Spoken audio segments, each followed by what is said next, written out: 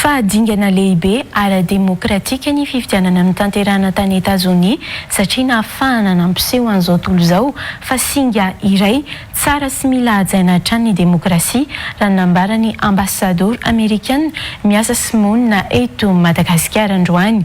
Mbola voapirofo ny Amerikana hatreto fa firenena demokratika ary mamerina ny fahefana any amin'ny vahoaka hatrany ny mpitondra Amerikana hoy Claire Pierre Angelot androany.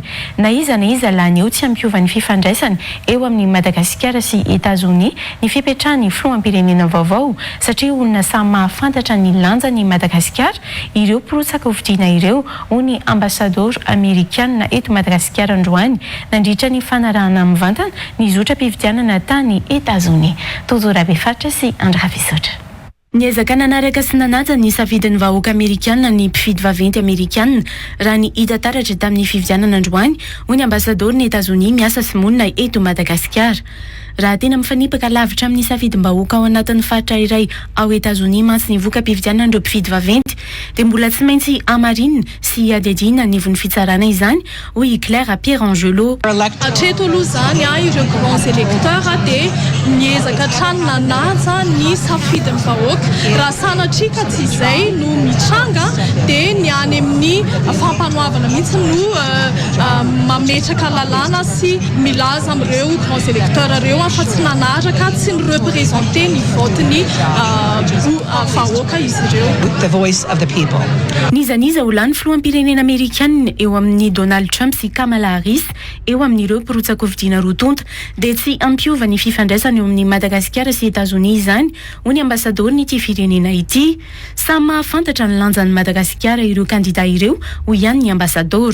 Yes, they can trust in that. Tena afaka matoky fa tsy misy fifana eo amin'ny fifandraisana eo amin'ny Etazonia sy Madagasikara satria ny fifandraisana teo amin'ny Etazonia sy Madagasikara dia mivoatra hatrany ary ireo antoko anankiroa lehibe any Etazonia dia ny demokraty sy ny republikana dia samy miompi-kevitra ny amin'ireo politika izay napetraka eo amin'ny fifandraisana And to vote their electoral votes the way that dingana lehibe no vita androany hoy ny ambasador ny Etazonia eto Madagasikara izay nahafahana namerina ny fahefana amin'ny vahoaka sy ny fanajana ny demokrasia. Tafaverina amin'ny vahoaka ny fahefana hoy ihany Claire Pierre Angelot. Niova sy ny voatra hatrany mantsy ny fandraisany tsirairay ny demokrasia saingy tsy nampiova ny tena fototra izoroana izany hoy ity ambasador Amerikana ity. Mampireharehanay ny fitantanana ara-demokrasia. Amin'ny firenena voalohany any Etazonia nametraka demokrasia misolo-tena ny vahoaka anay. Ny foto-kevitra izay joroanay dia mifototra amin'ny fandresendahatra, amin'ny faharesendahatra fa tokony hijanona eo am-pelatanan'ny vahoaka ny fahefana.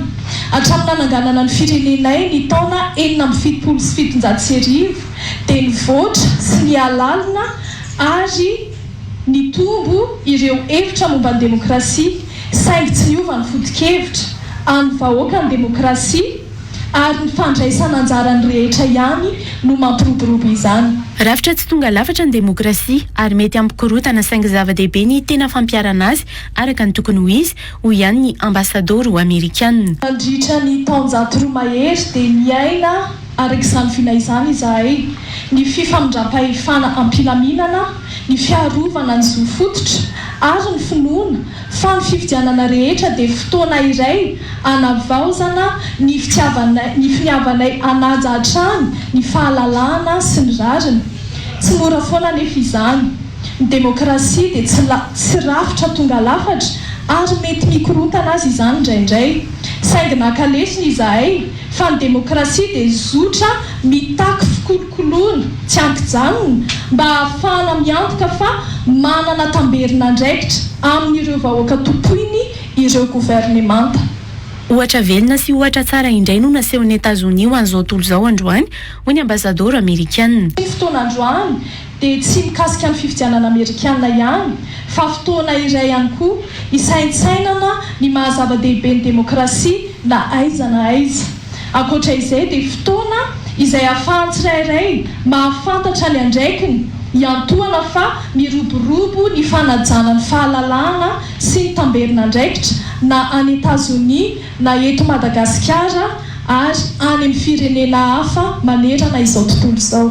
No tanterahana teny Akorondrano androany moa ny fanarahana mivantana ny zotra-pifidianana tany Etazonia araka ny fanasana manokana nataony ambasador amerikana ireo solitena-panjakana sy ny androm-panjakana eto Madagasikara ary ireo olona efa izay nitsidika ny Etazonia.